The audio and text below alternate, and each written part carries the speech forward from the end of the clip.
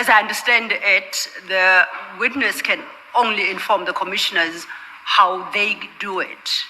As to whether or not that is a function of misinterpretation of the SOP, it's a matter that requires analysis of the SOP.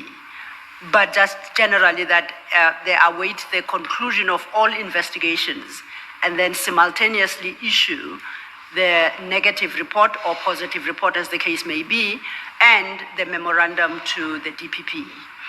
As the witness testified, I think, earlier, he appreciates the difficulties even we had and the logic behind that. But it is stated that that's how it's done. I propose, therefore, that we stand down the issue. We have noted it, and Mr. Kiefela, upon his return, with reference to the SOP and any other regulatory mechanisms, will direct us as to whether that's how it's intended to be done. Then we can engage with the question of whether changes must be effected to the SOP, or whether it's not required by the SOP, it's just a misinterpretation by the investigators as they undertake these investigations. If that would be acceptable to Commissioner Baloyi. It's acceptable to the chair, that's right. Well, the question was yours, ma'am, so, and the chair, of course. That is the proposal. I'm happy with that. Are you stepping off this? No, I just needed to report back on the question that we'd said. We'll come back to you after tea.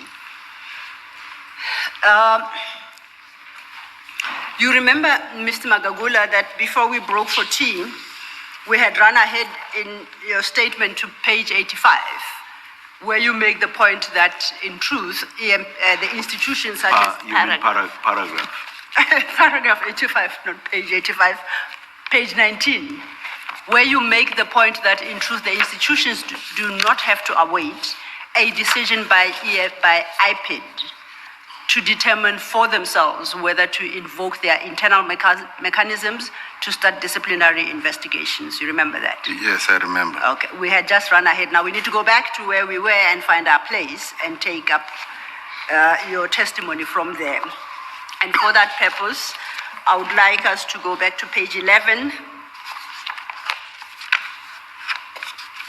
And at page 11, from paragraph 43, you deal with the status of the case.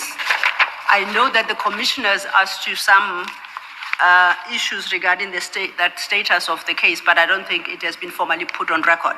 So if you could just read into the record the status of this case, and then we'll move on to the next case. Thank you.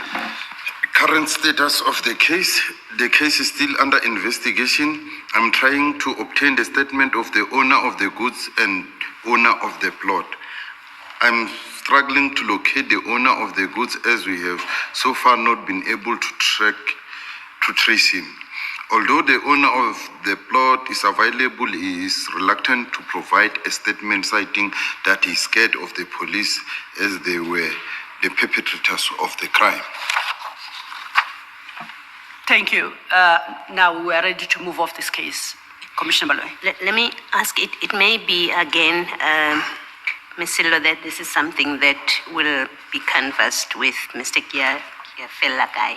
Yes, ma'am. But I would like to hear the witness's view of it. Now, in Stolz's statement, she explains how she gets involved with this. She says she got information from an informant that there was stolen property at a certain place or plot. Now, that seems to me to be a matter that ordinarily would be handled by the SEPs and not a municipal police. I don't recall what the evidence was about the power on this kind of issue, about the powers of MPS. What is, in fact, the powers of the MPS when it comes to matters which are not strictly municipal matters, but are criminal conduct that seem ordinarily belong to the SAPS? Are you able to comment on that? To comment on this, if I understand the question correctly, Members of EMPD, they have the same powers as SAPS, but they do not have investigative powers. They cannot tell us that we're investigating this and this. If they receive such information that there is stolen goods at a certain place, they have a right to go there and seize the property and arrest the suspect. And they must register the case at that specific place where they found those things. You cannot find things in Patfontein and decide to open a case in Germiston. It doesn't work. So everything, it is where you found the properties in, the relevant police station. And then she proceeded to the place and assume everything was legitimate. Then let's assume everything was was done legitimately and was done according to procedure. There would be nothing wrong with an informant in telling Stolz there's stolen goods at this property, and then Stolz proceeding to that property, arresting, taking possession of the property, and then going to record it and impounding in accordance with procedures. You're saying there would be nothing wrong with that. It falls within their mandate. Yes, there is nothing wrong with it. Thank you. Thanks, Ms. Thank you, Commissioner Baloyi. Mr. Magagula, I think then we are ready to move to our next case, which starts at your page 12. And this is Benoni CAS 215/07/2022. And it starts at your paragraph 46. Is that correct? Yes, it's correct. If you can then talk to this case, starting at paragraph 42. Benoni case 215. Apologies, 46, paragraph 46. Please continue. Benoni case 215 of 7/2022. This is a kidnapping and corruption case. The docket is attached as Annexa TLM2. The complainant alleged that on 6 July 2022 at approximately 11:45, he was at his workplace with a friend of his employer. His employer was not present as he had gone to Fortsburg to purchase stock. 2 male EMPD officer and 1 female EMPD officer arrived at the shop. The officers asked the complainant about his employer's whereabouts, and he informed them that his employer was not around. The police then began searching the shop and allegedly stole a large quantity of cigarettes, placing them on the ground. They inquired about the invoice for the cigarette, and the complainant explained that the invoice was with his employer. The EMPD officers reportedly packed the cigarette into 4 large boxes and 1 large China bag. This China bag is usually referred to Mashangan bag. The employer's friend was instructed to leave. The employer's friend was instructed to leave and immediately complied. During the incident, one of the officers took a cell phone belonging to the complainant employer. The EMPD officers also disconnected the CCTV camera and instructed the complainant to close the shop. They ordered the complainant to board a police vehicle driven by a male African officer. The cigarettes were loaded into another vehicle driven by the female white EMPD officer. The information of evidential value has been obtained, such as witnesses' statement, exhibit register SAPD, photo album, as well as the suspect warning statement. The matter was discussed with the public prosecutor based on the evidence collected, and the prosecutor directed that the alleged suspect should be arrested. The arrest was effected on the 10th March 2023, and the accused appeared before court for their first appearance on the 13th of March 2023.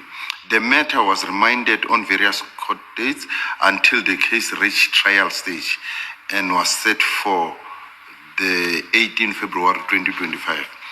Subsequently, and on 18 March 2025, the matter was provisionally withdrawn on the day due to the complainants not showing interest on the matter. All court appearances are recorded on Annexa TLM 2. If you could stop there, and perhaps let's have regards to Annexure TLM 2. And now we go to the big file, the Annexure file that we're looking at prior to tea break. And it starts, TLM 2 starts from page 93. TL2. Page 93, it should have a flag marked TLM 2. Yeah, I see TLM 3. Just look at Top, the top right? Yeah. The top one. The page numbering at the top. The red page numbering. Top right corner. You'll see 93. Look for 93. Okay, I got it. 93.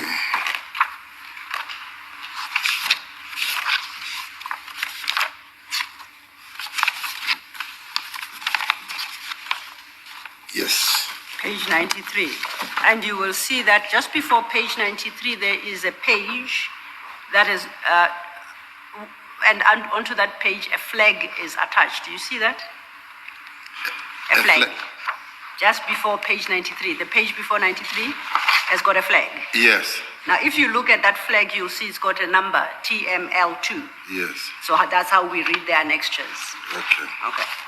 So this is what you suggest is TLM2, and that is the case docket in the case that we are discussing currently. Yes. Once again, before we deal with the detail of this matter, I think, commissioners, we need to rearrange the pages. If you go to page 231, that should be the Forensic Science Laboratory report. And the commissioners will see from that it's then followed by page 232. It's some pictures extracted by the laboratory. However, if you go back to page 165 to page 211, you come across other pictures, but not attached to this particular document. These documents belong to the report from page 232, so the commissioners would have to remove them from their current place and to bring them here. The numbering will be a bit out, because when the copies were ran from the docket, that's where the pictures were positioned. When one considers the actual report starting at page 226, the laboratory report, and in particular from page 227 at the bottom, there is a long list of these photographs that are listed there. But the photographs that immediately follow are fewer, and the other photographs seem to be, misfiled at page 165 to page 211. So if you could just the commissioners would we will come and readjust your Rather take us to whichever you want to take us to. Sorting out that, Then we'll leave that to you. Okay. Yes. We then, Mr. Magagula, do you confirm that my interpretation of the docket is correct? Yes. Right, okay. We will make the necessary changes to the commissioner's files. You indicate that in this matter, I think best if we go to the second set of pictures, because I think it speaks more to what you have just said. And for this, I'll refer you to page 232.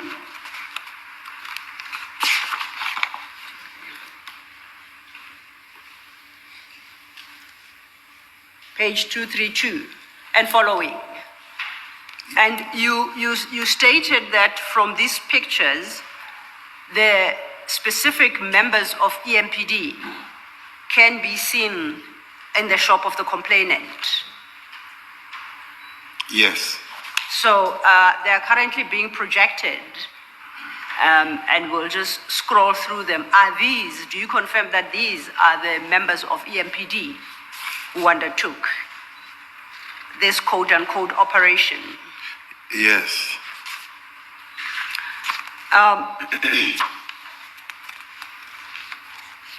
I note from your statement, you say that the investigation was completed and that the matter is currently in court. What I could not locate is your IPID report to EMPD to initiate the internal investigations for disciplinary purposes. It's not in the docket. Do you confirm it's not? I confirm. Was it ever filed with EMPD? It was not filed. And the reason for that being? The reason for this matter not be, it was not completed through decision. It was completed as an arrest. So when we arrest, from the word go, when we arrest, we are not making any recommendation to the DPP and the EMPD. As a result, you will find out those reports are not there. So in this one, when I make a straight arrest, the person who will be responsible for making the recommendation, it will be the senior public prosecutor to the director of public prosecution, because each and every case where a member of South African police or EMPD is arrested, the docket has to go to the DPP. So at that stage, the person who does that recommendation, it will be the senior public prosecutor. So how do you suggest the EMPD gets to learn that it should initiate internal investigations against these members? As I said, in this matter, we communicate with EMPD. EMPD, on this matter, they were aware of it when I effected an arrest. I effected an arrest in the boardroom of Mr. Rivo's Peace. He was present. Even when I was at court during bail application, there was a communication between him and me, because it was the same day when Yako Hanekom was killed, because it's when I received call that Yako has been killed, and I was at court. He even sent me certain video of court gathering, some of the people who were in court, sent by Mr. Rivo to me. He was not there. So someone took pictures, a video footage in court, and sent it to Mr. Spies, and Mr. Spies did send it to me. So he was aware of this incident, what was happening in this incident. I want to ask, you say where you effect an arrest and the senior prosecutor makes a recommendation to prosecute, you don't do your normal IPID investigation and a recommendation. Is that because of the standard operating procedure, or is that a decision that you make on your own? It is the standard operating procedure. If we effect an arrest, when I come back with the docket, that system that I was talking about, we must feed it. It will ask you, it was an arrest, or immediately when I click arrest, it will say this matter is completed on the system. That system is called flow-centric. Thank you. Thank you, Commissioner Khumalo. Now, did you share with the EMPD any parts of this docket which would provide the facts necessary for them to initiate the investigation? And if so, when did you share that information and how? Besides you arresting them in the presence of Commissioner Spies and other senior personnel. I shared the copies through that mutual understanding because they asked for it and we give them. I want to be clear, I did not make them to sign for it in any documentation that they received this. I didn't do that, but I gave it to them, Ms. Musepe. So when you say you gave it to them, is it the contents of the docket in its entirety or some documents from the docket? The contents of the docket, And you gave that to Ms. Mutsepe? yes. Now, this matter, as I understand it, arose in July 2022, and I think the arrests were on the 10th of March 2023.